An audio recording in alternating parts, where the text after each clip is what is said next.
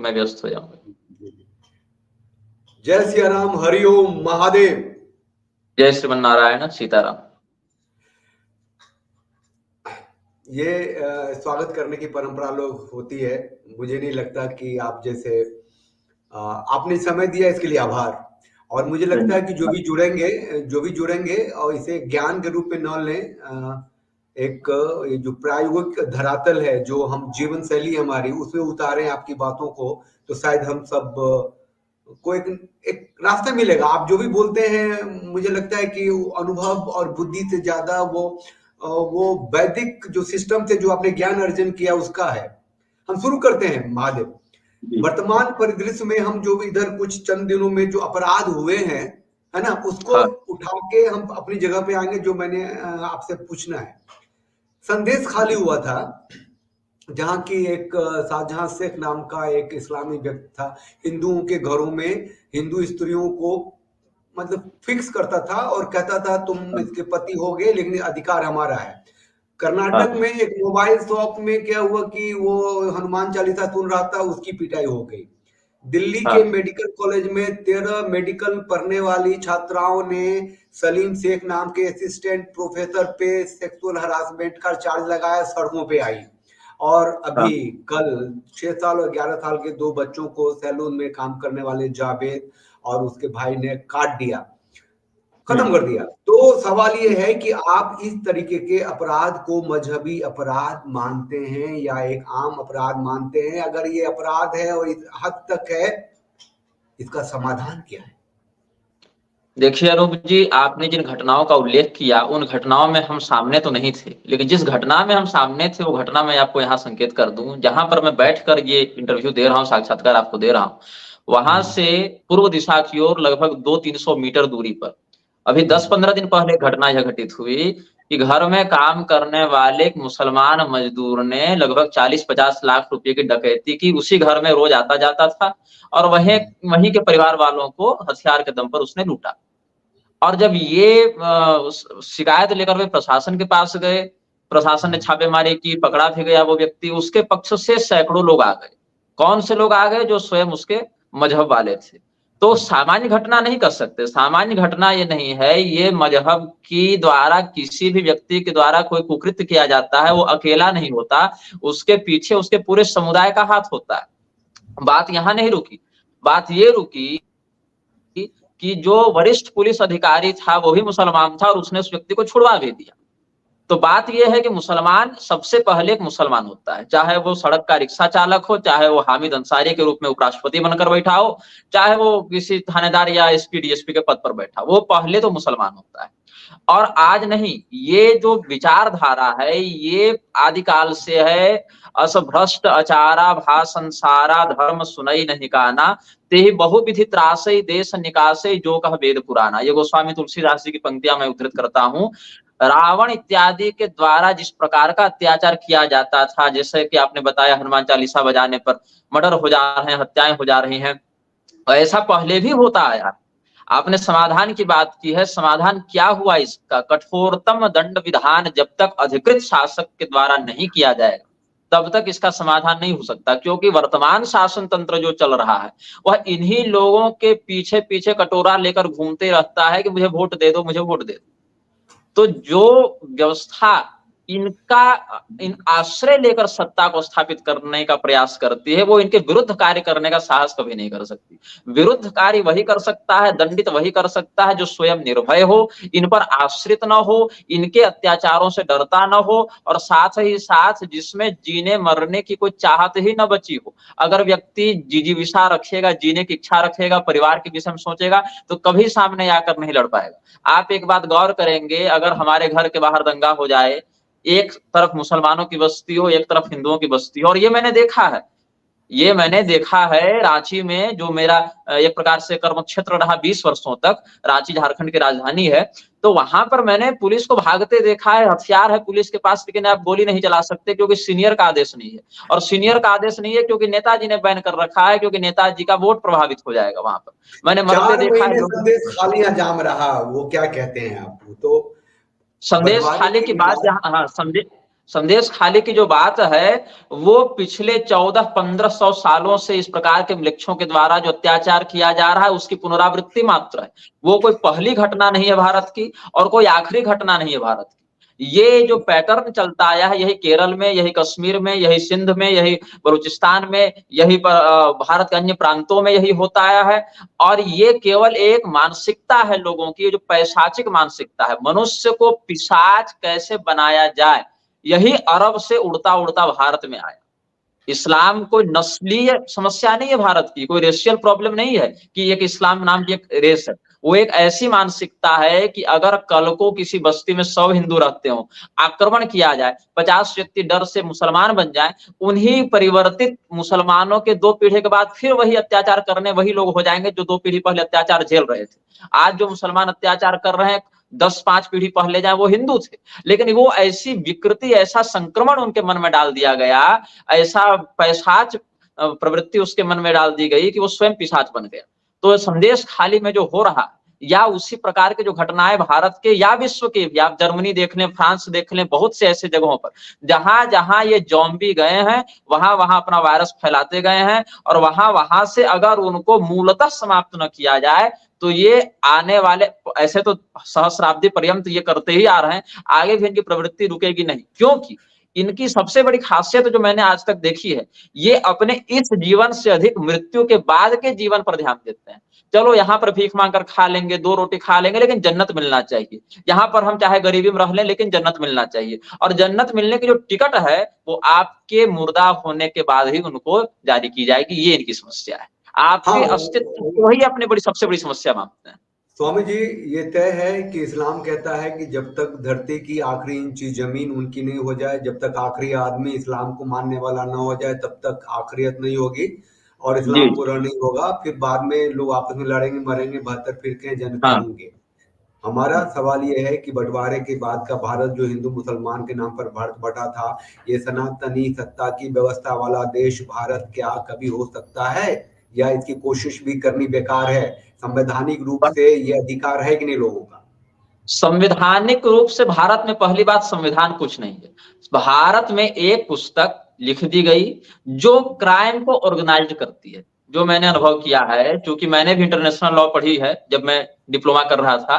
तो मैंने यह समझा कि भारत में संविधान मात्र इसीलिए बनाया गया ताकि अपराधों को एक वैध और एक सुनियोजित प्रारूप प्रदान किया जाए।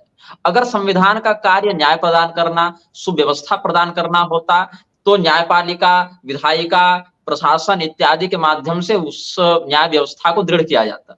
लेकिन न्यायपालिका और प्रशासन के माध्यम से जितने सुनियोजित रूप से अपराधों को प्रश्रय और बढ़ावा दिया जाता है, दूसरी संस्थाएं नहीं है।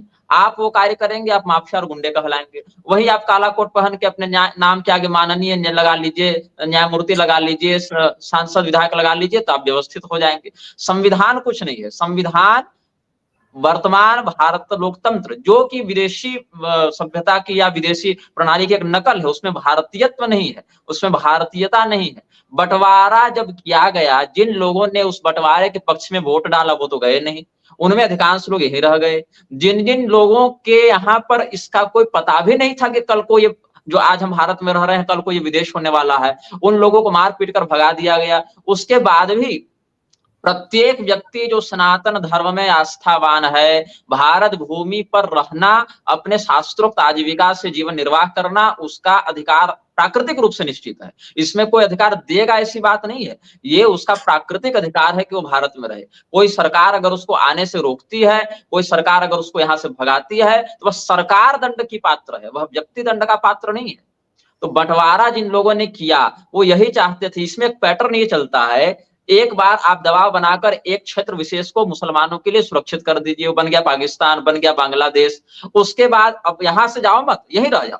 फिर क्या करो, उसको रोको, 50, 60, 100 साल तक, 2-3 पीढ़ी तक जनसंख्या बढ़ाओ। एक फिर मात्रा आ गई तो फिर तोड़ेंगे कश्मीर को, बंगाल को, केरल को और छोटे छोटे और स्थानों को। फिर ये 2-3 पीढ़ी रुक जाएंगे, 2-3 पीढ़ी रुकने के बाद ये धीरे धीरे, एक पूरी रोटी नहीं निगल सको तो टुकड़े टुकड़े करके उसको खाओ, यही इन लोगों की मानसिकता है। तो भारत का विभाजन इसमें पहला चरण था, और दूसरा चरण इसका 15 से 20 साल में ये क्रियान्वित करेंगे, चाहे जनसंख्या बढ़ाकर वोट डालकर कोई प्रणाली अपना ले, या हथियार उठाकर हत्या करके कोई प्रणाली अपना ले। आप देख लीजिए मनोज तोमर का जो हाल हुआ, मनोज तोमर ने जो नमाज पढ़ रहे थे वो कब्जा ही धारी है, कोई उपासक तो था नहीं, कोई साधक तो था नहीं, कब्जाधारी लोगों को जो उसने उठाया मनोज तोमर ने, वहां पर क्या देखने को मिला कि पुलिस प्रशासन का व्यक्ति पुलिस प्रशासन के संरक्षण में न्यायपालिका नहीं जा पा रहा है, तो तुम्हारी क्या रक्षा करेगा पुलिस वाला? उसके शरीर में भी तो खून ही बह रहा है, हड्डी ही है, चमड़ा ही है, कोई दधीची की हड्डी तो है नहीं उसके पास। स्वामी जी सुनिए, अगले शुक्रवार को पूरी सड़कें जाम थी। हाँ, हाँ अमित शाह की पुलिस है ना, वो तो सस्पेंड हुआ ही। और मैं एक हाँ। बात, एक सत्य वचन वाले हैं, उन्होंने लिखा है कि I am pro Hindu but मेरा नाम लेके इज गार्बेज, और लिखा है कि he is most annoying person in YouTube. तो मैं कहता हूं कि जो, तो मैं एक छोटा सा जवाब ये दे दूं कि जो मानसिक गुलाम से ग्रस्त हैं, आज अगर राहुल गांधी कांग्रेस या विपक्ष इंडिया अलायंस कह दे कि मेरी सत्ता आएगी तो मैं इस्लामिक राष्ट्र बनाऊंगा, फिर भी ऐसे लोग उसको वोट देंगे। वो मानसिक गुलामी है 20% हिंदुओं की। और मेरा मानना है बाकी जो हिंदू का चेहरा लेके घूम रहे हैं वो भ्रमित हैं, और जो वर्तमान की राष्ट्र सत्ता है उसको वोट दे रहे हैं ये सोच के कि अगर इसको वोट नहीं देंगे तो हमें तो ही मुसलमान काट देंगे। ये डर है, हाँ ये बिल्कुल भ्रम है। बिल्कुल तो वो बिल्कुल हिंदू बिल्कुल। स्वतः होकर के आगे नहीं आ रहा है। चलिए, अब इनके जवाब देने में लगेंगे तो हम तो बस गए काम से। मेरा है कि हम हिंदू हैं, सनातनी है, राष्ट्रवादी है, बंटवारे के बाद के भारत को हिंदू सनातनी सत्ता की राजनीतिक व्यवस्था वाला देश चाहते हैं, इसीलिए हम लोगों से बात करते हैं। अच्छा, अब काम की बात जो है, जो मेरे सवाल है बहुत इंपॉर्टेंट है स्वामी जी, और आपकी बात इतना प्रैक्टिकल हो कि लोगों के दिल तक घुसे। स्त्री पुरुष विभाजक कानून से हिंदू सनातनी परिवार और समाज टूट रहा है। किस तरह टूट रहा है बताएंगे तो बहुत लंबी कहानी हो जाएगी, खत्म हो रही है। ये एक निरंतर प्रक्रिया बन गया है, कैसे रुकेगा? हिंदू सनातनी राजनीतिक व्यवस्था, क्या इसका कोई समाधान हो सकता है? कोई पुरुष आयोग इसका समाधान हो सकता है? क्या करें, लेकिन टूट रहा है। Most productive citizen of the nation तबाह हो रहे हैं। आईएएस, आईपीएस, कलेक्टर, क्या क्या सब ने आत्महत्या की है। बात ऐसी है अनूप जी कि सनातन धर्म के अंतर्गत स्त्री और पुरुष के संबंध को दो दृष्टि से परिभाषित किया गया है। एक है विवाह, दूसरा है व्यभिचार। एक निश्चित नियमावली के आधार पर स्थापित होने वाला स्त्री पुरुषात्मक संबंध विवाह है, और उस नियम के विपरीत जाकर करने वाला संबंध व्यभिचार है। इतनी बात महत्वपूर्ण है। अब विवाह जो संस्कार है उसमें स्त्री और पुरुष को एक दूसरे का अनुपूरक बताया गया है, प्रतियोगी और प्रतिद्वंदी नहीं बताया गया है। जब तक स्त्री और पुरुष के मध्य अनुपूरक भाव नहीं आएगा कि मैं अपने पति की सहधर्मिणी हूं, मेरा पति हमारा अंग है, हमारा हिस्सा है, या मेरी पत्नी हमारे शरीर का अंग है। आप महाराज पृथु का चरित्र देखिए, श्रीमद् भागवत महापुराण में क्या वर्णित करते हैं। अपनी पत्नी को ये अपना ही स्वरूप मानेंगे, अपना ही अंग मानेंगे। भगवती सीता जी का आप देखिए, भगवान श्री रामचंद्र जी के प्रति कि मैं भगवान की परछाई हूं, इस प्रकार से उन्होंने व्यक्त किया है। तो हम उतने महान तो नहीं बन सकते, किंतु उनकी जो आदर्श मर्यादा है उसका अनुकरण करते हुए सबसे पहले स्त्री और पुरुष को समझना चाहिए कि हम अकेले नहीं है, दो हैं। सनातन धर्म एकमात्र ऐसा धर्म है, धर्म तो एकमात्र ही है, लेकिन ऐसा अगर मान्यता के दृष्टिकोण से भी देखें तो अर्धनारीश्वर अवतार यहीं पर हुआ है, सर्वत्र नहीं हुआ है। यहीं पर ऐसा है कि भगवान महादेव नीचे लेटे और उनके छाती पर पैर रखकर भगवती कालिका विराजमान है, और दोनों पूजनीय है समान रूप से। ये सनातन धर्म में हुआ है। लेकिन इसको इन्होंने क्या किया ना, पहले तो संयुक्त परिवार के होने से लाभ ये था कि अनुशासन बहुत मात्रा में बना रहता था। लोग संकोच से, मर्यादा से, बड़े बुजुर्गों के लिहाज से स्त्री पुरुष दोनों ही अपनी मर्यादा में रहते थे। कोई गड़बड़ भी हो जाती थी तो पारिवारिक स्तर पर उसका समाधान हो जाता था। तो सबसे पहले इन्होंने देखा कि अगर ये संघ बना रहेगा, परिवार एक संघ है, परिवार एक संस्था है, और परिवार केवल इस लोक के लिए नहीं, सनातन धर्म में परिवार परलोक तक के लिए ही योजित हो जाता है। इसीलिए मरने पर पिता के लिए, चाचा के लिए, दादा के लिए, दामाद, ससुर इत्यादि एक दूसरे रिश्ते से श्राद्ध तर्पण इत्यादि करते रहते हैं। आज भी देखिए विदेशों में इतना आयोजन करके फीफा इत्यादि में और ओलंपिक में जो भीड़ नहीं होती, उससे अधिक भीड़ आपको श्राद्ध करने के लिए पितृपक्ष में, तीर्थों में हो जाती है। क्यों? क्योंकि परिवार हमारा केवल इस लोक के लिए नहीं अपितु अन्य लोकांतर से भी संबंध स्थापित करता है। और परिवार को तोड़ दिया इन्होंने। उसके बाद क्या किया यहाँ पर, अब देखा कि चलो हम दो, हमारे दो, बच्चों को शुरुआत में मन में डाला जाने लगा। अभी एक मैं इसको जोड़ दूं, कोई जीडी गोयनका करके संस्था है, उसके कोई बच्चे के क्लास में मैंने देखा वो गोमांस खाने की प्रोत्साहन दे रहे हैं गोमांस खाने के लिए, कि गाय से दूध मिलता है और हम उसको खा भी सकते हैं। तो बचपन से जब ऐसी विकृति मन में डाली जाती है, हम लोग भी जब बचपन में पढ़ते थे तो क्या पढ़ाया जाता था, संयुक्त परिवार से बहुत तनाव है, बहुत झगड़ा है, एकल परिवार सुखी परिवार, न्यूक्लियर फैमिली बढ़िया। लेकिन क्या हो गया इसके बाद, हिंदुओं में सबसे बड़ी समस्या क्या है, प्राकृतिक रूप से प्रजनन का सामर्थ्य होने के बाद भी वह अपने उचित वंश की वृद्धि नहीं कर रहा है, उसको डर है कि खाएंगे क्या। जबकि विपक्षी आपका खाने के लिए नहीं मर रहा, वो तो आपके संपत्ति पर भी कब्जा करने के लिए तैयार है, आप ही के देश में बैठकर आप ही के जीवन को समाप्त करने के लिए तैयार है। तो परिवार को समाप्त किया, एकल परिवार पर आए, फिर भी नहीं कुछ ज्यादा बिगड़ा। अब इन्होंने क्या किया, स्त्री और पुरुष के मध्य कैसे विभेद उत्पन्न हो इसका प्रयास किया। तो स्त्री क्या है, अगर उसको सही मार्ग मिल जाए, सही मार्ग मिल जाए तो नारायण का द्वार है, गलत हो जाए तो नरक का द्वार है। तो नरक जाने में प्रवृत्ति अधिक बनती है कलयुग में ना, क्योंकि कलिष्ठ कलह प्रिय, कलयुग लड़ाई कराने में बहुत आनंद लेता है, रुचि रखता है। इसीलिए यहाँ पर ऐसे ऐसे कानून लाए गए। अच्छा, व्यभिचार में जिनका मन एक बार लग गया, वो मर्यादा जहां एक बार टूटी वो बारंबार टूटती रहती है। तो नेताजी, वकील साहब, जज साहब, ये सब जो बैठे रहते हैं, ये एक एक चमड़ी के एक एक इंच का सौदा करके बैठे रहते हैं कि किससे कितने एलुमनी दिलाएंगे तो हमको कितना कमीशन मिलेगा। जानते सब है प्रक्रिया, समस्या क्या है कि बोलते नहीं, क्योंकि जो गलत है वो फिर अपने आप को सही सिद्ध करने के लिए आपको फंसा देगा, ये विडंबना हो जाती है। तो भारत में ऐसे कानूनों को लाकर महिलाओं को बल नहीं दिया जा रहा है। अच्छा बताइए, जो बहू सास पर केस कर रही है, ननद पर केस करे, तो क्या वहां स्त्री वो नहीं है, उसकी सास, उसकी ननद, उसकी भाभी स्त्री नहीं है? यहाँ पर स्त्री और स्त्री को शत्रु बनाया गया, स्त्री और पुरुष को। भारत को एक सामाजिक सभ्यता से नीचे गिराकर नर और मादा से भरे हुए जन समुदाय वाला देश बनाने के लिए तुले हुए हैं। मनुष्य केवल नर और मादा नहीं है, उसमें बहुत सी संवेदनाएं हैं, बहुत सी भावनाएं हैं, बहुत सी नियमावली हैं, बहुत सी मर्यादाएं हैं। ऐसा नहीं है कि पूर्व काल में वेश्यावृत्ति नहीं होती थी, वेश्यालय नहीं होते थे, सदैव सब कुछ है, लेकिन उसकी क्या मर्यादा होनी चाहिए, क्या स्थान होना चाहिए, और सभ्य समाज में उसको किस दृष्टिकोण से देखा जाना चाहिए, इसका एक निश्चित नियम था। अब क्या हो गया, घर घर देखिए रील बना बनाकर अर्धनग्न अवस्था में लड़कियां नाचने लग गई। ये आप प्रोत्साहित नहीं कर रहे महिलाओं को, आप देश को एक अघोषित वेश्यालय की ओर बढ़ा रहे हैं।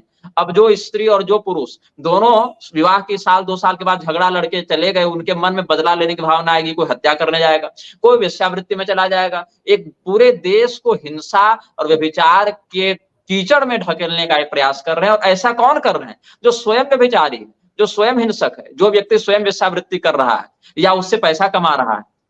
इतने अनाथालय आप देख लीजिए, उन अनाथालयों में जो महिलाएं हैं, जो बच्चे हैं, उनका यौन शोषण करने कौन जा रहा है, हम और आप नहीं जा रहे। यही प्रशासन से जुड़े लोग, नेतागिरी से जुड़े लोग, न्यायपालिका से जुड़े लोग, आयोगों से जुड़े लोग, जिनके जिम्मेदारी थी कि इनकी रक्षा करते, इनका पोषण करते, वही इन्होंने अनाथालयों को वेश्यालय बना रखा है। और यही लोग जब कानून बनाने और लगाने आएंगे तो कितने निष्पक्ष होकर ये समाज की वृद्धि के लिए विकास करेंगे। ये तो एक गुलाम बनाने के लिए लगे हुए हैं। बदलाव बदलाव कैसे देखते हैं, कहाँ देखते हैं? इससे पहले, इसका जवाब देने से पहले एक मैं बता दूं, आपकी आपने जो कही है उसको सेकंड कर देता हूं मैं। 1951 में 1947 में तो पार्टीशन हुआ, बंटवारा हुआ और ट्रांसफर ऑफ पावर हो गया। पहली जनगणना हुई थी 1951 में। तो हिंदू, सिख, ईसाई, बौद्ध ये मिला के भारत में जो बच गए थे, उस समय ईसाई तो गिनती के कुछ हजार में थे, 92% थे, और 7% जो थे वो थे मुसलमान 1951 में। देखिए, ध्यान रखिए, 7% मुसलमान जो 1951 में थे, 2011 में जनगणना के बाद 2011 उसके भी हो गए 12 साल, उनकी जनसंख्या हो गई 14%, दुगुना। और जो 92% जो थे वो घट के हो गए 79%, बाकी अन्य। तो ये डेमोग्राफिक जो चेंज हुआ, एक कौम, एक जो मुसलमान लोग थे दुगुने हो गए, और हिंदू, सिख और बौद्ध लोग जो है 20% कम गए।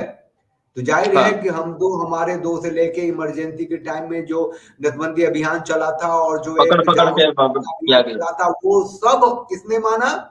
जिसका देश है। पूरी दुनिया को अपनी जमीन मानता, उसने नहीं मानी। और ये नहीं जब मैं कह दिया हूं तो आप इसका जवाब दे दीजिए पहले कि बदायूं में जो 2 बच्चों की हत्या हुई है, जिसे एक वो जावेद नाम के वो पीयूष को, और ये इसका आप दोषी किसको मानते हैं? दोषी इसमें वो प्राथमिक दोषी मैं हत्यारा तो है, उसने काटा।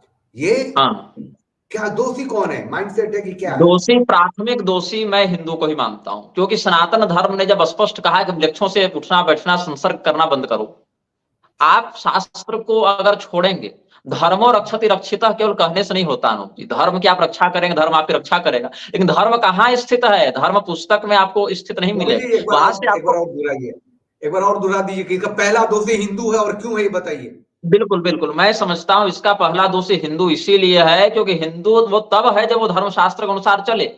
जो धर्मशास्त्र के विरुद्ध जाए वो अधर्मी हिंदू नहीं हो सकता है। वो फार्म में रिलीजन में हिंदू लिख रहा है वो अलग बात है। और धर्म जो है वो आपकी रक्षा तब करेगा जब धर्म की आप रक्षा करेंगे। और धर्म की रक्षा कैसे होगी? आचारक प्रभवो धर्म, अपने आचरण में धर्म की मर्यादा का पालन करने से ही धर्म सुरक्षित रहेगा। और एक बार वह सुरक्षित रहे तो आपकी वह रक्षा करेगा। आपको जब धर्म ने कहा वृक्षों पर विश्वास मत करो, आपको जब धर्म ने कहा वृक्षों को अपने यहाँ आने जाने मत दो, वृक्षों के साथ किसी प्रकार का कोई नाता रिश्ता मत रखो, आपने धर्म की बात मानी नहीं मानी? अब आप तो गए हैं पागल कुत्ते के पास, वो तो काटेगा।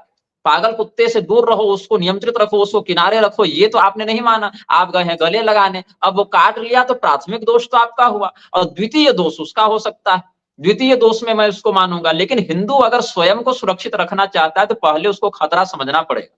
और हिंदू अगर स्वयं इनको अपने घर में घुसाता रहेगा तो ये अपनी प्रवृत्ति थोड़ी छोड़ेंगे। उसको वहां 2 बच्चे नहीं दिख रहे, उसको वहां 2 काफिर दिख रहे हैं जिसका गला काट देने से उसको 72 हूर मिलने वाली है। आप उसकी मानसिकता में घुसकर जब तक उसको नहीं देखेंगे तब तक आप अपनी रक्षा नहीं कर सकते। धर्म मर्यादा से भटकने वाला हिंदू ही अपने ऊपर आने वाले ऐसे संकटों में प्राथमिक दोषी होता है। मैं आपकी बात को सेकंड करता हूं। म्यांमार के बौद्ध संत हैं बिराथू। बिराथू का कहना, जितने भी रोहिंग्या मुसलमान भारत में हैं उनको, उन्होंने क्या किया था, कुछ बौद्धों को और बौद्ध स्त्रियों के साथ दुष्कर्म किया था, उनके सामने गाय काटी थी और कुछ बंदूक उंदूक से लेकर के जब वो ताकत में थे कुछ बौद्ध संतों को मार दिया था, परिवार वालों को। तो ये अच्छा। बिराथू वहां उठ खड़े हुए थे और ये वहां के म्यांमार के जेल में थे 12 साल, अब फिर छूट के आए हैं। लोगों ने माना कि बिराथू जो है सही है। बिराथू ने जो हाँ। आंदोलन किया, वहां से रोहिंग्या मुसलमानों को, एक जगह है 2 स्टेट है, वहां से भगाना शुरू किया। सबके सब बांग्लादेश के थ्रू भारत में आए हुए हैं और अभी हाँ। इंडोनेशिया तक गए जिनको कि भगाया गया। तो इसी हाँ। बिराथू का कहना है कि हम बहुत ही शांति प्रिय हैं, हाँ। लेकिन हम सांप को भी दूध पिलाते हैं, लेकिन पागल कुत्ते के साथ नहीं सो सकते। अच्छा अच्छा। हाँ। वो पागल कुत्तों वाली हाँ। शब्द जो आपने कहा ना, हमें याद आ गया। और जब अच्छा। भी यहाँ भारत में जब इस तरह की हंगामा होने लगे तो एक कैंपेन चला था ट्विटर पे कि हे ईश्वर हमें एक बिराथू दो, योगी से काम नहीं चलेगा, हमें बिराथू दो, है ना। आपको मैं बताऊं, हिंदुओं की जो समस्या मैं आपको बता रहा हूं, विराटों को आदर्श मानने के लिए तैयार हो गए, ठीक है, अपने देश में अपनी प्रजा के लिए रक्षा के लिए उसने जो उचित था किया। लेकिन हमारे सनातन धर्म में आप चंड प्रद्योत का उदाहरण लें, जो क्षेमक के पुत्र थे, चंड प्रद्योत ने म्लेच्छों का ऐसा संहार किया कि नाम प्रद्योत से चंड प्रद्योत पड़ गया। हमारे यहाँ महाराज सगर का जो उदाहरण लिया गया है, वो सगर महाराज समस्त म्लेच्छों से भारत को हटा चुके। आज के आधुनिक काल में राजाओं में गिने तो राजा विक्रमादित्य, राजा शालिवाहन इत्यादि या स्कंदगुप्त इत्यादि ने म्लेच्छों को दूर भगाने के लिए बहुत सुदृढ़ योजना और ठोस काम किया है। हमें भी अपने पूर्व के शासकों से, आचार्यों से ऐसी व्यावहारिक प्रेरणा लेने की आवश्यकता है। लेकिन क्या लाभ हुआ? उस समय के वे शासक इसीलिए सफल हुए क्योंकि एक तो प्रजा स्वयं में शास्त्रों के अनुशासन को स्वीकार करती थी और दूसरे वो राजाजन स्वयं को सर्वोपरि नहीं मानते हुए धर्म को सर्वोपरि मानते थे। अपने अनुसार धर्म नहीं चलाते थे, धर्म के अनुसार स्वयं को चलाते थे। इसीलिए म्लेच्छों से लड़ने में सफल हुए। दो दो उदाहरण देके एक सवाल करता हूं। एक थे कर्नाटक के लिंगायत संत। तो हाँ। कर्नाटक में 17% जो आबादी है, जनसंख्या है, वो लिंगायत की है। हाँ। तो वो उनकी वेशभूषा, पूजा पद्धति सब हिंदुओं जैसी है। मैं अंदर में तो गया नहीं कभी, लेकिन नहीं फिर नहीं, मैं एक लिंगायतों पर मैंने काफी अध्ययन किया है। लिंगायत भी तो सनातन अभी धर्म के हिस्सा है, मैं पाशुपत उस मत में सवाल आते हैं। के गिर्द में ही हूँ, तो आपसे हाँ। सवाल कर दूं। मेरा सवाल ये कि उसमें लिंगायत संत थे शिव मूर्ति मुरुगा शरणारू, ठीक है। अच्छा। तो वो जिस मठ के संत हैं उसमें जो जिसको मुखिया बनना था, मठाधीश बनना था, उसने शादी कर ली, प्रेम कर ली, तो ये बने। हम्म। तो जब बाद में बड़ा हुआ तो मतलब शादी करके आया, तो चूंकि मठ का तो कभी चीफ बनने वाला था, तो उसको और कोई हम्म। जिम्मेदारी दी गई, वहां अच्छा। छोड़ते हैं। अब क्या हम्म। हुआ कि पोक्सो एक्ट के तहत इस हम्म। शिवा मूर्ति मुरुगा शरणारू पे हम्म। दो लड़कियां खड़ी हुई। वो किसी एनजीओ के पास गई, एनजीओ ने केस किया और उन्हें जेल की सजा हुई, वो जेल गए, ठीक। तब गए जेल जबकि भारतीय जनता पार्टी की सरकार थी और लिंगायत के वोट से थी, इसीलिए कि इसने अमित शाह ने कह दिया था कि हम लिंगायत को एक अलग कल्ट का दर्जा दे देंगे, हिंदुओं से भी अलग। हाँ, ठीक उस है। पर हमने ये जो अलग धर्म की बात थी, उस पर मैंने एक लेख लिखा था कि लिंगायतों को हिंदू धर्म से अलग नहीं किया जा सकता, वो उसके अभिन्न हिस्सा है। हाँ, वो अलग बात कर लेंगे। तो सहमत अभी किया जो था। सवाल कर रहे हैं, तो देखिए अब इनको क्या हुआ, 2021 में ये गए 2017-18, खैर एक्यूरेट टाइम नहीं लिखा ने हमने। उनको हाँ। मिला बेल, बेल मिला, पोक्सो में बेल मिला, बहुत बड़ी बात है। और 4 घंटे के अंदर फिर गिरफ्तार कर लिया, ओहो। क्योंकि वो 2 केस था। अब हाँ। है कि और दूसरे संत हैं, हम संत शिरोमणि आसाराम बाबू कहते हैं, जिनको कि 2 लाइफ टाइम का इसी पोक्सो केस में सजा हुई पड़ी है। और सब जानते हैं कि जो तथ्य है उसमें कहीं से भी दुष्कर्म नहीं है। यहाँ तक कि हम्म। उस पर भी शक है कि ये बच्ची कभी उससे मिली भी कुटिया में जाके, हो वट एवर। अभी 86 साल के हैं। सवाल ये है कि अब जब जेल में जाएंगे, एक संत हैं अनिरुद्धाचार्य हैं कि क्या है, वो जेल गए हैं वहां प्रवचन करने। तो जितने भी वहां कैदी हैं उसमें बहुत सारे हैं जो 18 साल के, 20 साल के हैं और प्रेम किया, पोक्सो लग गया और जेल में है। तो हाँ। पोक्सो जो protection of child against sexual abuse जो कानून है, उसका प्रयोग संतों और बृहद रूप से पुरुषों के अपराधीकरण का कानून है। बिना सबूत के गिरफ्तारी का कानून है, लेकिन जब कोई मजबूत ताकतवर आदमी होता है तो कानून बदलता भी है। तो हाँ। ये स्त्री सशक्तिकरण है या सत्ता में बैठे हुए लोगों को दबाने का औजार है जो कमजोर हैं, जिनसे खतरा है, भुगतता है आम पुरुष संत समाज। देखिए अनूप जी, बात ऐसी है कि सरकार ने ये जो पोक्सो है वो तो बाद में लाया, उससे पहले 2005 जो, में। हाँ, उससे पहले ही इसकी भूमिका तैयार कर दी गई। कोई भी कानून स्वतंत्रता नहीं रखता है, उसके आगे पीछे बहुत से कानून लगे रहते हैं। सबसे पहले ये, अच्छा लगेगा कि इस पर ये कानून जो नाबालिग किससे भ्रमण करे, यही मूल मुद्दा यही है कि नाबालिग से संबंध बनाने वाला इसके ये अंतर्गत कानून है। नहीं, नहीं, लेकिन इसमें संबंध बात दूर ये, की हो गई, गलत बैड टच भी जोड़ दिया उसमें। अच्छा उसमें गुड अच्छा टच बैड टच भी जोड़ अच्छा। दिया। ये ठीक ऐसे ही है। ओहो। हाँ। जबकि अब दंपति में जब वैवाहिक, जब भी हम विवाह करते हैं तो उसकी तो 3 फैक्टर हैं कि सहमति है, सहवास है, संतति है, सामाजिक निर्माण है। तो इस हम्म। सामाजिक निर्माण में, सहवास में, संतति में, और हम तो कहते हैं कि जिनके 15 बच्चे हैं, जिन लोगों के, उनकी पत्नियां ने भी कभी कहा होगा कि आओ अभी मेरा सहवास का हृदय है, मन है, कहा होगा क्या हम्म। कभी? तो वो कभी कानून बना के ला रहे हैं, स्त्री पुरुष विभाजक कानून बना के ला रहे हैं कि अगर सहमति नहीं है, अगर पत्नी ने कहा कि हमारी सहमति नहीं थी, तो वो कुछ और, मतलब it will be a kind of बलात्कार टाइप का हो गया कर देंगे। रेप। हाँ। तो वैवाहिक पोक्सो से लेकर बलात्कार वहां तक कर दो देंगे। दो सवाल थे मेरे पास, दोनों जुड़ गए, अब आप जवाब दीजिए।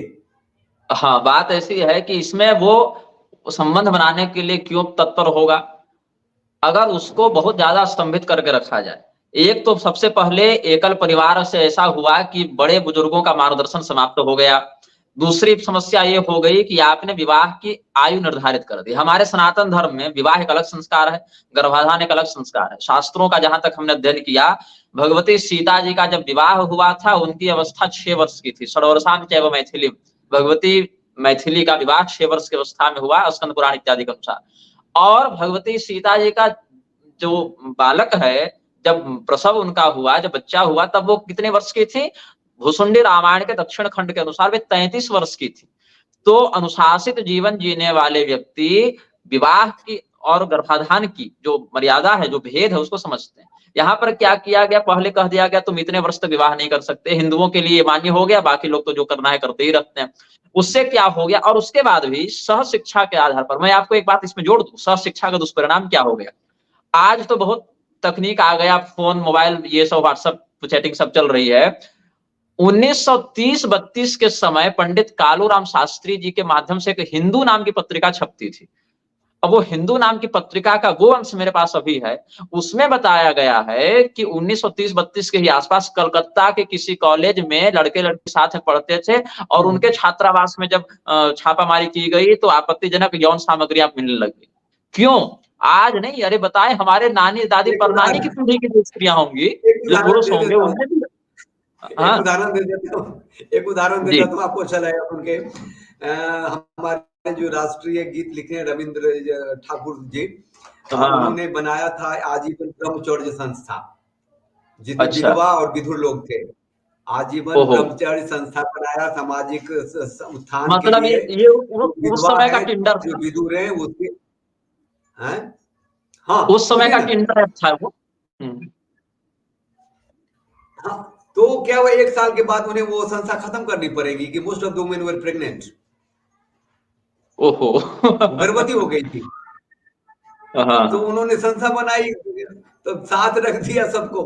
तो ये तो है, हाँ, लेकिन अब उसके अलावा मुझे कहता है कि जब धर्म, ज्ञान और संस्कार और गुरुकुल की संस्था जैसी बातें होंगी, बचपन से सिखाया जाएगा, तो उसका वो इलाज हो सकता है। खैर, हम अपने सवाल पे आ जाते हैं, स्त्री पुरुष विभाजन कानून पे आप बात कर रहे थे।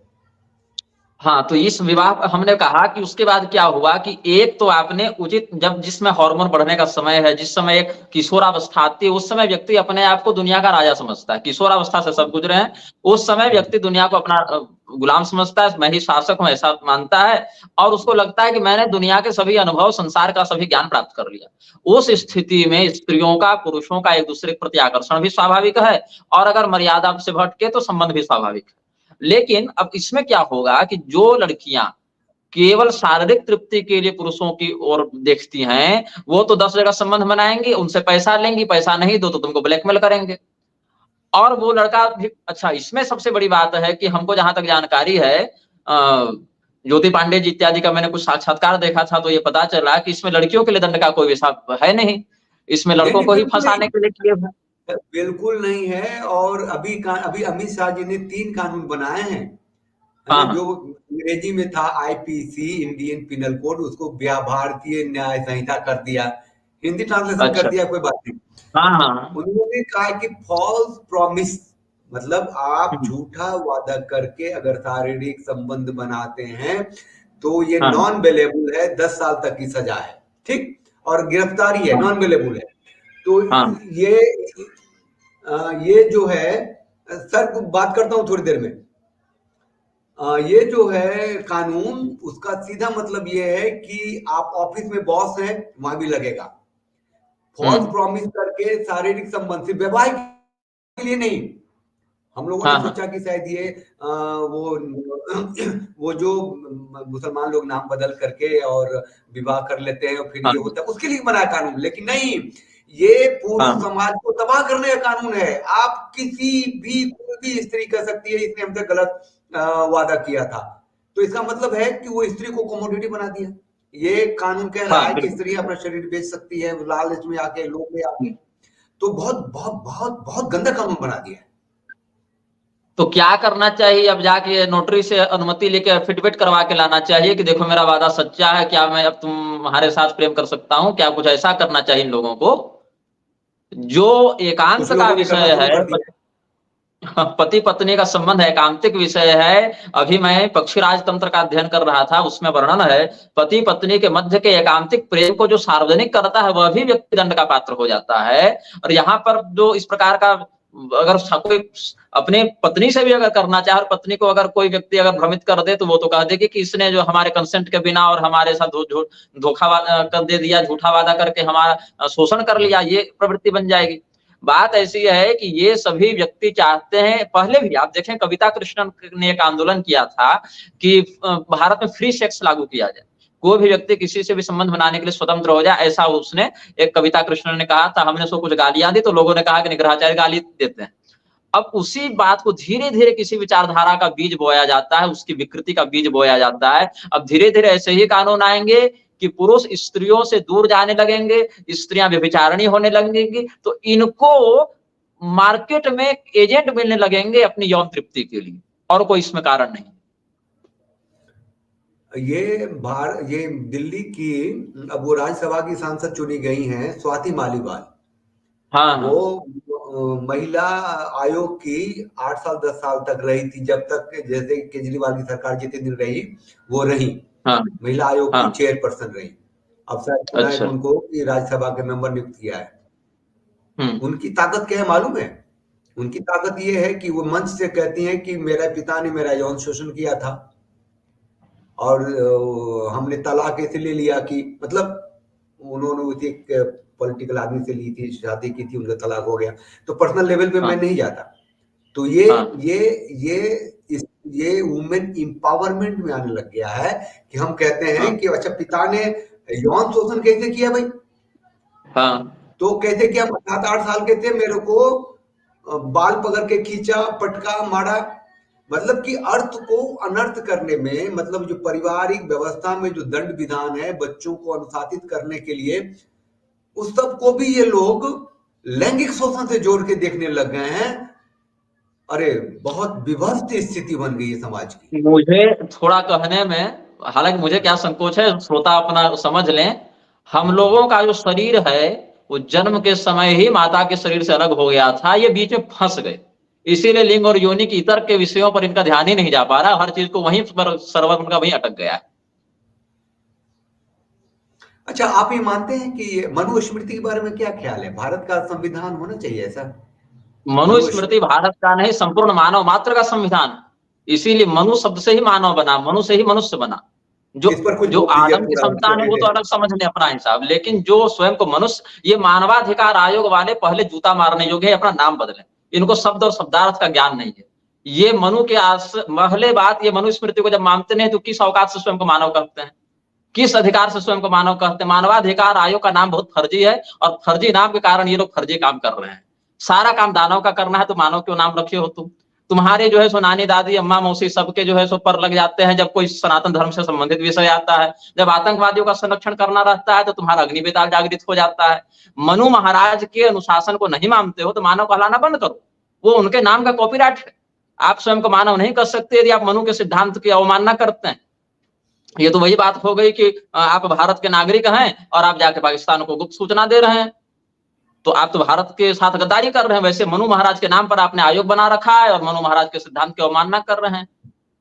इसी प्रकार से स्त्री पुरुष के संबंधों के बारे में मनुस्मृति क्या कहता है? देखिए, वहां तो विवाह के बहुत से प्रकार वर्णित हैं। स्त्री का कहां पर धनात्मक अधिकार है, कहां पर दंडात्मक अधिकार है, स्त्री के साथ दुराचार करने वाले के लिए क्या दंड है, वो तो बहुत सारे विषय हैं उसमें। लेकिन अन्याय इत्यादि कहीं बात है, यत्र नार्यस्तु पूज्यन्ते रमन्ते तत्र देवता की बात भी मनुस्मृति इत्यादि के ही सिद्धांत से अनुकरणीय है। और यह भी अनुकरणीय है कि न स्त्री स्वातंत्र्य मर्हति, दोनों बातें शास्त्र में। स्त्री को स्वतंत्र नहीं छोड़ना चाहिए, ये बात भी है, और स्त्री पूजनीय है, सम्माननीय है, ये बात भी है। लेकिन कैसे परिप्रेक्ष्य में, इस पर चिंतन मैं 2 शब्दों में व्यक्त करूंगा। पिता रक्षति कौमारे भर्ता रक्षति यौवने, रक्षा करने के लिए उसको स्वतंत्र नहीं छोड़ा जाएगा। ये नहीं कि आप उसको कड़ी बीड़ी लगा के गुलाम बना के स्लेवरी करवा रहे हैं, ऐसा नहीं है। पिता कुंवारेपन में रक्षा करता है, जवानी में पति रक्षा करता है, बुढ़ापे में पुत्र इत्यादि रक्षा करते हैं। उस स्त्री को स्वतंत्र नहीं छोड़ा जाता है। यहाँ स्वतंत्रता का अर्थ है जैसे पतंग में रस्सी बंधी है, वो स्वतंत्र नहीं है। अगर उसको काट दिया जाए वो पतंग कभी नहीं उड़ पाएगी, वो जमीन पर गिर जाएगी। उसकी उड़ान ही इसीलिए है क्योंकि वो रस्सी बंधी हुई है। इसीलिए पिता रूपी रक्षक, पति रूपी रक्षक, पुत्र रूपी रक्षकों से युक्त होकर स्त्री की शोभा है, उसकी सुरक्षा है, उसका सम्मान, उसकी अभिवृद्धि है, ये भाव है वहां। कहीं भी शास्त्र में, यहां तक कि अब बाकी संप्रदाय भी इसको मानते हैं, लेकिन हम लोग शाक्त परंपरा में हम तो विशेष करके कहते हैं कि कुसुम से भी पुष्प से भी स्त्री को न मारे। लेकिन हाँ, ये बात भी है कि अगर उस स्त्री ने संपूर्ण समाज को ही रसातल भेजने की ठेकेदारी दे रखी हो। ताड़का पूतना इत्यादि का वध करने के लिए ही भगवान आए थे, और सबरी, अहल्या, द्रौपदी जैसी स्त्रियों का उद्धार करने के लिए भी भगवान आए थे। अधर्म और धर्म जेंडर नहीं देखता है, वो एक मानसिकता पर आश्रित है। ये लोग जो आज की तारीख में, वो कैसे लोग हैं जो कहते हैं कि तुम मनुवादी हो, है ना? हाँ, तो गर्व और से ये मनुवादी है। मनुवादी के खिलाफ आजादी जैसे नारे लगते हैं। तो क्या महाराज चाहिए मनु ने आजादी? सबको महाराज मनु ने सबको मानव बनाया, सबको अनुशासित किया, सबको धर्मानुसार चलने की राह दिखाई। यही उनका काम है, यही उनका कर्तव्य है। उन्होंने अपना कर्तव्य किया, हम उनका अनुसरण कर रहे हैं। अब तुम अगर सुअर, कुत्ते, बिल्ली के योनि में हो, क्योंकि मनु तो मान नहीं रहे हो, तो साक्षात पशु पुच्छ विषाण ही, न सिंह पूछ नहीं है, लेकिन हो तुम पशु। तो अगर तुम पशुता का प्रसारण करना चाहते हो तो सभ्य समाज तो उसको स्वीकार करेगा नहीं, अपितु समयानुसार तुमको दंडित करेगा विकृति फैलाने के आरोप में। तो यहाँ पर मनुष्य तो वो है कि पशु पक्षी का भी रमण हो रहा हो तो थोड़ा नजर हटा लेते हैं कि चलो उनका प्रेम चल रहा है, उधर नहीं देखना चाहिए। एक सामान्य शिष्टाचार की बात मैं बता रहा हूँ। पशु पक्षी का भी रमण मनुष्य नहीं देखना चाहता। यहाँ तो जो मनुवाद से आजादी चाह रहे, वो जेएनयू में जाके क्या क्या कर्मकांड कर रहे हैं, कर्मकांड तो सही शब्द हो गया, क्या क्या कुकर्म कर रहे हैं, वो तो प्रत्यक्ष है सबके सामने। पूरे भारत में अभी पिछले 2-3 वर्षों में ओटीटी पर देख लीजिए, रील्स पर देख लीजिए, जितना अश्लील चित्रण किया जा रहा है, वो किसकी देन है? मनुवादी से आजादी की ही देन है। जो व्यक्ति मुख में और लिंग योनि में भेद नहीं समझता, ऐसा व्यक्ति ही भगवान मनु के संविधान से आजादी चाहेगा। और एक बार वह आजाद तो मन से हो ही गया है, वो तो अस्खलित हो गया, वो तो पथभ्रष्ट हो गया। लेकिन वो क्या चाहता है कि अगर मैं इस प्रकार से भ्रष्ट हूं तो सामने वाला क्यों नहीं है, उसको भी अपने अनुसार भ्रष्ट करो।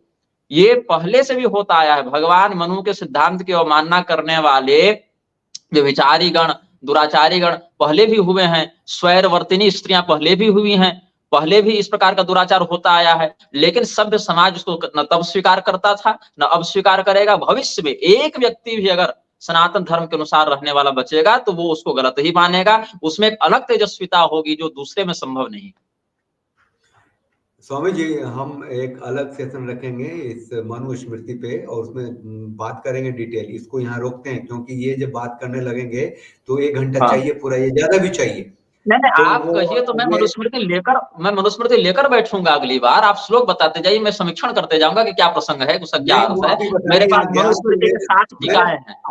मैं अपनी उम्र के 60वें साल में जाने वाला हूँ, और आपको विश्वास नहीं होगा कि मैंने चारों वेद का सकल आज से 5 साल पहले देखा।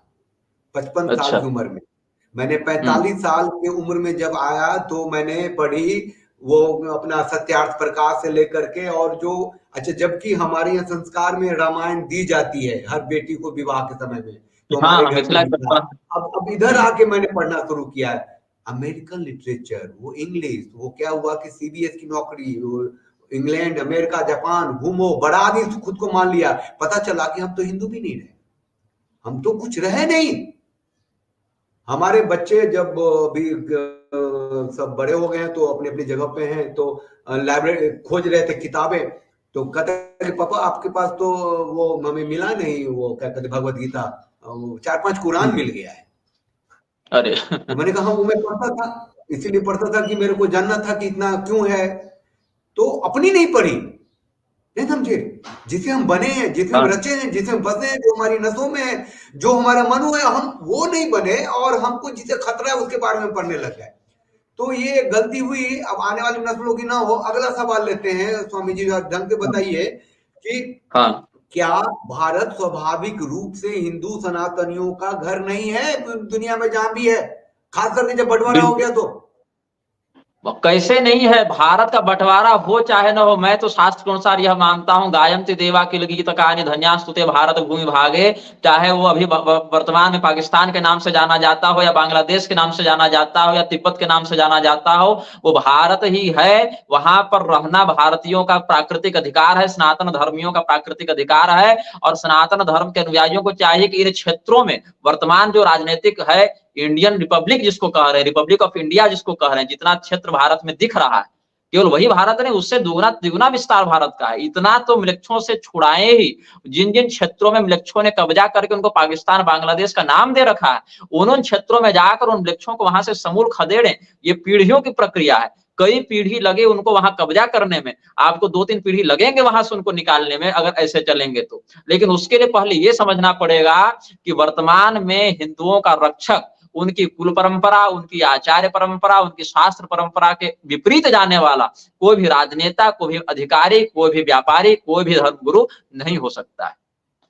भारत भूमि में रहना ही सनातन धर्मियों का अधिकार और कर्तव्य दोनों है। कर्तव्य मैं इसीलिए कह रहा हूं क्योंकि पैसा और प्रसिद्धि के लालच में बहुत से लोग विदेशों में जाकर वृक्षों से संसर्ग करते रहते हैं और वहां की गंदगी यहाँ लाते रहते हैं। इसीलिए सनातन धर्म के अंतर्गत जो है सो न जन्मयात नान्तमयात श्रुति के आधार पर वृक्ष संसर्ग, विदेश गमन आदि को भी निषिद्ध कृत्य में रखा है। तो भारत भूमि में रहना हमारा अधिकार भी है और हमारा कर्तव्य भी है। हम इसको छोड़कर कहीं जाएंगे तो हम सनातन धर्म को उस दृढ़ता से पालन करने के अधिकारी नहीं रहेंगे। तो भारत जितना दिख रहा है, जितना बचा है, उतना तो बचा कर रखें। प्रयास यह करना है कि जिन क्षेत्रों में बंटवारे से पहले लोगों ने कब्जा करके रखा था, आज जहां पर उनका कब्जा हो चुका है, उसको भी हम समूल नष्ट करें उनके कब्जा को और वहां पर सनातन धर्म का ध्वज पुनः फहराएं। अगर ऐसा नहीं करते हैं तो वो विकृति धीरे धीरे यहाँ बढ़ती ही रहेगी और जो बचा है वो भी नहीं बचेगा। नहीं तो ये संभव है क्या? हिंदू सनातनी सत्ता की व्यवस्था, राजनीतिक सत्ता की व्यवस्था कहाँ से होगी? कहाँ है कोई? नहीं, इसमें इस व्यवस्था में नहीं, इस व्यवस्था में मेरी कोई निष्ठा ही नहीं। ये व्यवस्था नहीं है, ये तो कब्जा है, अवैध कब्जा है। अंग्रेजों ने देखा कि हम सीधे शासन करने में सफल नहीं हो रहे हैं, थोड़े हमें दिक्कत का सामना करना पड़ रहा था, अपने अपने एजेंट बैठाकर एक ऐसी व्यवस्था बना दी, एक ऐसा तालमेल उसमें बैठा दिया कि आप सनातन धर्म, आज आप देखिए ना, भारतीय जनता जो हिंदू हैं मंदिरों में जाकर चढ़ावा दे रहे हैं, तुरंत सरकार वहां डकैती करके उसको ईसाई मुसलमानों में बांट दे रही है। ये व्यवस्था नहीं है, काम सारा वही चल रहा है। बस अंतर ये है, उस समय एक संविधान नहीं था, जिसके हाथ में तलवार थी वो लूट कर ले जाता था। आज बंदूक हाथ में है और वर्दी वाले लोग हाथ में हैं और संविधान नाम का एक ऐसा पुस्तक, इन्होंने ऐसी पुस्तक लिख दी है जिससे हर कुकर्म को ये वैध सिद्ध कर सके। इतना ही। आप लाइसेंस लेकर, आप नहीं, मतलब कोई भी म्लेच्छ या कोई, आजकल तो बहुत से दुष्ट हिंदू भी इसमें लग गए हैं, लाइसेंस लेकर गाय काट रहे हैं, उसको ये लोग व्यापार कह रहे हैं, बिजनेस कह रहे हैं, रॉयल्टी कह रहे हैं। धर्म और अधर्म से ऊपर इनकी राजस्व मुद्रा हो गई है और इनका मनमौजीपन हो गया है। जिस दिन जैसे शासन को मुसलमान से डर लगता है, वैसे ही हिंदू को जिस दिन धर्म शास्त्रों के अनुशासन से भय लगेगा, और जब उस अनुशासन का भय शासन को होगा तो 2, 4, 5, 10 सालों में ही सारी व्यवस्था सुधर जाएगी। लेकिन वो थोड़ा सा कठिन है, लंबा संघर्ष है। हम आशान्वित हैं इस विषय में, क्योंकि धर्म हमारा आपका नहीं है। धर्म भगवान बनाते हैं, भगवान बचाते हैं। धर्मस्य प्रभुरच्युतः, हम और आप धर्म के मालिक नहीं है ना, भगवान धर्म के मालिक हैं। तो भगवान से भक्तों ने क्या याचना की है कि आपके सामने किम त्वदग्रे शरणागतानां पराभवो नाथ न तेनुरूपः। यमुनाचार्य स्वामी जी कहते हैं आलवंदार स्तोत्र में कि प्रभु हम तो है ही नालायक, लेकिन आपके भक्त तो हैं, आपके सामने हमारी पराजय हो रही है, इसमें हमारी लज्जा नहीं, इसमें आपकी लज्जा है। जिस दिन भारत का हिंदू अपने, आपको कुल देवता का ज्ञान नहीं, आपको कुल पुरोहित का ज्ञान नहीं, तो बेसिक जिस खानदान में जन्म लिए उसके गोत्र परंपरा, कुल परंपरा का भी बोध नहीं रहेगा, तो राष्ट्रीय स्तर पर कैसे चेतना जागृत होगी? पहले तो व्यक्तिगत स्तर पर जागृत होना पड़ेगा। जिस दिन निष्ठा पूर्वक अपने कुल देवता से, अपने इष्ट देवता से निवेदन किया जाने लगेगा कि हमारी रक्षा कीजिए। भगवान भी कब अवतार लिए? जब भगवान से जाकर निवेदन किया है पृथ्वी देव, सूर मुनि गंधर्वा मिलिकर सर्वागे विरंच के लोका, तो भगवान भी ऐसे थोड़े ही स्वतः संज्ञान लेकर पहुंच जाते हैं, उनको भी भक्त निवेदन करते हैं। हम भी निवेदन करेंगे कि स्वयं तो नहीं आएंगे अभी, क्योंकि अवतार बहुत ठोस होते हैं, निश्चित होते हैं, लेकिन दिव्य आवेश से युक्त ऐसे महापुरुषों को भारत में भेजें। शासन के क्षेत्र में, ज्ञान के क्षेत्र में, व्यापार के क्षेत्र में, सेवा के क्षेत्र में, ब्राह्मण क्षत्रिय वैश्य शूद्र हर क्षेत्र में ऐसे दिव्यात्माओं को पुनः भेजें कि भारत भूमि को पुनः उस गौरव से युक्त किया जा सके जिसमें वह स्थित थी। अजय, वो स्वामी जी जिक्र जरूरी है, 2024 का चुनाव आ रहा है और हम जो हिंदू सनातनी संस्कृति, परंपरा, धर्म, सभ्यता की बात करते हैं, इसमें तो कोई दो राय नहीं है कि जीवित सभ्यता एकमात्र हिंदू सनातनियों की सभ्यता जो जीवित है। एकम सनातन भारत दल आया और मैं उनसे बात करता रहता हूँ, कल परसों भी जो उसका अध्यक्ष आए थे मेरे पास, उनकी 4-5 बातें मेरे अंदर घुस गई कि वो उनका सब सिद्धांत है। हम यहाँ बोल देना चाहते हैं आपको कि आपको जवाब देने में आसानी होगी। गौ हत्या पे पूर्ण प्रतिबंध। 1947 में भारत बंटवारा हुआ था, 1991 में उनको जरूरत पड़ गई कानून बनाने की, प्लेसेज ऑफ वर्शिप एक्ट 1991। बताइए, हाँ। 1991 में कानून बनाया कि जो भी पूजा स्थल हैं हिंदुओं के, वो अगर टूटे हैं, फूटे हैं, ध्वस्त के हैं, कब्जाए गए हैं, उस पर आप बात ही नहीं कर सकते, केस मुकदमा नहीं कर सकते, उसको हटाएंगे। हाँ। सरकार के अंदर सरकार, कानून के अंदर कानून, जज के अंदर जज, मतलब अदालत के अंदर अदालत बना दिया वक्फ बोर्ड बना के। कब? 1995 में। अरे बाप रे, बंटवारे कितने साल बाद, और वो मुसलमानों की संपत्ति है, उसके नाम से, उसका कोर्ट है, उसकी अदालत है। आज भी मंदिर मठ सब जो है सरकारी कब्जे में है। तो ये जो एकम सनातन भारत दल है, कहता है कि इन सब चीजों को तुम आते ही रिपील करेंगे, और डेमोग्राफिक चेंज जो हुआ है, जहां जैसे उत्तराखंड में हो गया है, कश्मीर में था, इधर था, केरल में हो गया है, उसको हम मजबूत कानून बनाएंगे। अब भारत में जो हिंदू सनातनी है उसको पहले दर्जे का नागरिक बनाने के लिए ऐसा कुछ करेंगे। तो मुझे लगता है कि हाँ, गुरुकुल की बात करते हैं, गाय गंगा राम सेतु की बात करते हैं, कोई भी सरकारी राजनीतिक दल तो ऐसा नहीं करती। थोड़ा विश्वास जगा है, इनको साथ देना चाहिए, ये मैं कह रहा हूँ। देखिए, और बात है हमारी कि हम क्या लोग, फर्क पड़ेगा? हमारी आचार्य पीठ पर जो कर्तव्य निष्ठा है उसके आधार पर हम शास्त्र का समर्थन करते हैं, शास्त्र के अनुसार चलने वाले व्यक्ति का समर्थन करते हैं, और शास्त्र के विपरीत जाने वाले व्यक्ति का, चाहे वो अपना कुटुंब का ही क्यों ना हो, उसका विरोध करते हैं। तो शास्त्रानुसार भगवान की जो वैदिक मर्यादा है, श्रुति स्मृति पुराणागम की मर्यादा है, उसके मौलिक रूप को संरक्षित रखते हुए जो व्यक्ति जिस भी क्षेत्र में कार्य कर रहे हैं, तो धर्म के अनुसार चलने के कारण उनका हम समर्थन कर सकते हैं। और अगर उसी व्यक्ति में अगर धर्म को स्पष्ट रूप से नष्ट करने की या अज्ञान या लोभ के कारण कोई कुवृत्ति दिखेगी, तो उसका विरोध भी करेंगे। यही हमारा सार पक्ष है, सारभूत रूप में। अब इसमें मैं किसी व्यक्ति का, किसी पार्टी का, इन सब चीजों से, नहीं, राजनीतिक दल, इन सब चीजों से अगर भारत में क्या संभव है कि गौ हत्या पे पूर्ण प्रतिबंध लग जाए? भारत में क्या ये संभव है कि प्लेसेज ऑफ वर्शिप एक्ट 1992 खत्म हो जाए? भारत में ये क्या संभव है कि वक्फ एक्ट खत्म हो जाए? भारत में ये क्या संभव है कि मंदिर मठों पे सरकारी नियंत्रण खत्म हो जाए? और ये सब चीज क्या बिना राजनीतिक ताकत के संभव है? इसके लिए राजनीतिक सत्ता को तो आना ही पड़ेगा। देखिए, अगर आप चुनाव जीत कर ये बंद करना चाहते हैं, तो मेरी दृष्टि में संभव इसीलिए नहीं है क्योंकि चुनाव जीतने के लिए जनबल चाहिए। जनबल मिल भी गया तो उसको लागू करवाए रखने के लिए उतनी ताकत, उतना शस्त्र, उतना सैन्य बल आपके पास चाहिए। क्योंकि जब ये लोग आपके विरुद्ध जब सशस्त्र कार्रवाई करना प्रारंभ करेंगे, विद्रोह करेंगे, तो उसको आप समित कर सकें, दमन कर सकें। यहाँ तो वो हाल है कि गो हत्या के माध्यम से इतना बड़ा राजस्व कलेक्शन हो रहा है इनका, इतना अधिक इसको पैसे से दे दिया गया, इतने प्रोडक्ट निकाल दिए गौ माता की चमड़ी को बेच बेच कर इन लोगों ने, कि बहुत से लोगों का सीधा सीधा प्रत्यक्ष उसमें प्रभाव पड़ गया है। तो ये लोग पहले करने नहीं देंगे। अगर आप किसी प्रकार से बहुमत में आकर कर भी लेते हैं, तो आपको इतना बैकअप लेकर चलना पड़ेगा कि अगर वो विद्रोह करें तो आप उनको मृत्यु दंड दे सकें, जो कि वर्तमान लोकतंत्र की व्यवस्था में संभव नहीं है। क्योंकि यदि आप उनका दमन करना प्रारंभ करेंगे तो तुरंत भारत को तानाशाही शासन घोषित करके अंतरराष्ट्रीय शक्तियां जो इसका एक कठपुतली नचा रही हैं, वो सब आपके ऊपर सैंक्शन लगाना शुरू कर देंगी, रिश्ते खराब होने शुरू हो जाएंगे। तो इसीलिए शास्त्रीय, विशुद्ध शास्त्रीय शासन के अतिरिक्त, और उसमें भी दंडात्मक शासन, ये नहीं कि हाथ जोड़कर मेरी बात मानो, नहीं मानोगे, इस धर्म के अनुशासन को नहीं मानोगे, तो या तो फिर तुम ही रहो या फिर मैं ही रहूंगा। ऐसी जब प्रवृत्ति लग जाएगी कि धर्म के विपरीत अस्तित्व हमारा नहीं हो सकता, या तो फिर मर जाए या फिर तुम्हारा संहार कर दें, ऐसी वृत्ति जब तक नहीं हिंदुओं में आएगी, तब तक प्रायोगिक रूप से कोई व्यावहारिक प्रभाव नहीं दिखेगा। ये हम समझते हैं। आप कानून ले भी आइए तो उसको लागू आप कैसे करवाइएगा इनके विरुद्ध? लागू करवा दीजिए। राजनीतिक सत्ता में तो बहुत ताकत है, राजनीतिक सत्ता में ही तो ताकत है। पूरा वो आपको मिली कहां से? वो आपको मिली कहां से? वो ताकत आपको मिली कहां से? वो ताकत आपको वोट से मिली। वो ताकत आपको वही रास्ता चाहिए, वो रास्ता चाहिए, मैं कह रहा हूँ। हाँ, और वो आप वोट पर आश्रित है। और आज आप कानून बना भी दीजिएगा, आप कानून बना दिए, आपके कानून लोगों ने मान भी दिए, लेकिन 10 से 20 साल के बाद जब उनकी जनसंख्या आपके बराबर हो जाएगी, जब उनकी जनसंख्या चक्रवृद्धि भी आज के समान बढ़ती हुई आपके बराबर हो जाएगी, तो आपकी सत्ता चली जाएगी, वो कानून भी चला जाएगा। तो अस्थायी समाधान कहाँ मिला आपको? ये तो एक थोड़ा सा हुआ कि चलो आपने थोड़ा, हाँ, नहीं, राजनीतिक सत्ता में वो जो उनके साथ सब सिद्धांत है ना, उसमें है कि डेमोग्राफिक चेंज को रोकने के लिए कठोर जनसंख्या नियंत्रण कानून की बात है। जी महाराज। देखिए, बात है कि जनसंख्या नियंत्रण तो मतलब आप निराश हो चुके हैं कि नहीं होगा? नहीं नहीं, मैं निराश नहीं हूं, मैं चिंतनशील हूं, क्योंकि आपने ही इसी साक्षात्कार में कहा कि शुक्रवार को पूरी सड़कें जाम थी। आप उनकी हाँ, जनसंख्या, हाँ, जो आपने आज की जब तारीख में थी ना, आज की आप तारीख जब में थी। आप जब डेमोग्राफिक अमेंडेशन करेंगे उसमें, तो क्या लगता है कि वो आपका विद्रोह हल्द्वानी से तो यहाँ पर हटाने में इतनी समस्या हो रही है जो कि अवैध कब्जा है।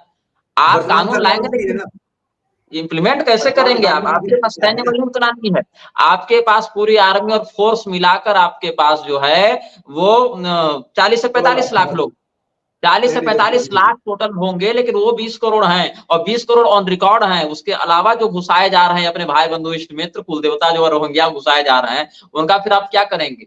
शासन जो वर्तमान जो सिस्टम चल रहा है, वो सनातन धर्म के उत्कर्ष का वो माध्यम तय ही नहीं कर सकता है। सनातन धर्म का उत्कर्ष करने के लिए शासन को बनाया ही नहीं गया है। इसकी रूपरेखा ही ऐसी तैयार की गई है कि यहाँ पर आपको काम करने के लिए बहुत अधिक स्वतंत्रता नहीं दी जाएगी, और अगर आप बहुत ज्यादा दमनात्मक नीति अपनाते हैं, दमनकारिणी नीति अपनाते हैं, तो फिर आपकी सत्ता चली जाएगी। तो आप जब तक वोट बैंक को नहीं तोड़ते हैं, वोट से अपना जो अस्तित्व है, वोट आपके अस्तित्व को ना तय करे, आपके अस्तित्व से वोट तय होना चाहिए। ये प्रभाव अगर ला पाएंगे तब तो कोई बात बनेगी। लेकिन अगर आप का अस्तित्व, आपकी सत्ता, आपका सामर्थ्य वोट पर आश्रित रहेगा, तब संभव नहीं है। क्योंकि आप कितना भी पैसा दीजिए, कितना भी आप उसको प्रभावित कीजिए, पैसा देकर लोभ से खरीदिए या हथियार से धमकाइए, लेकिन वो आप उस पर विजयी तब तक नहीं हो सकते जब तक आप पूरे भारत भूमि को, जैसे लक्ष्य आक्रांता थे, आक्रांताओं की संज्ञा देकर वहां से उनको भगाने का प्रयास नहीं करते। आप ये सोचेंगे कि क्या 20 करोड़ 40 करोड़ उठाकर समुद्र में फेंक दें?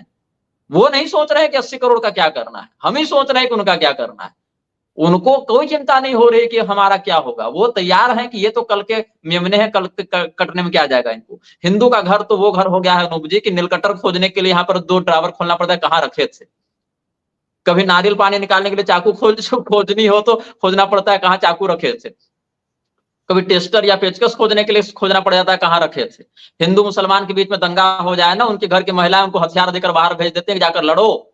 और हिंदुओं की महिलाएं क्या करती हैं? घर का दरवाजा लगा देती हैं कि तुम मेरे बेटे हो, मेरे पति हो, मेरे भाई हो, बाहर मत जाओ, बाहर माहौल खराब है।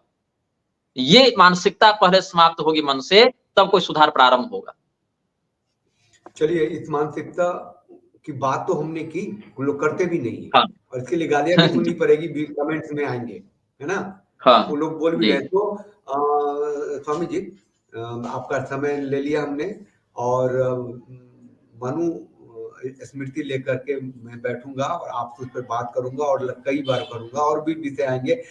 ज्यादा समय नहीं लूंगा, ब्रजेश जी के माध्यम से आप तक पहुंचता हाँ रहूंगा। ठीक है, देख लेंगे। जब भी समय मिले जरूर दीजिएगा।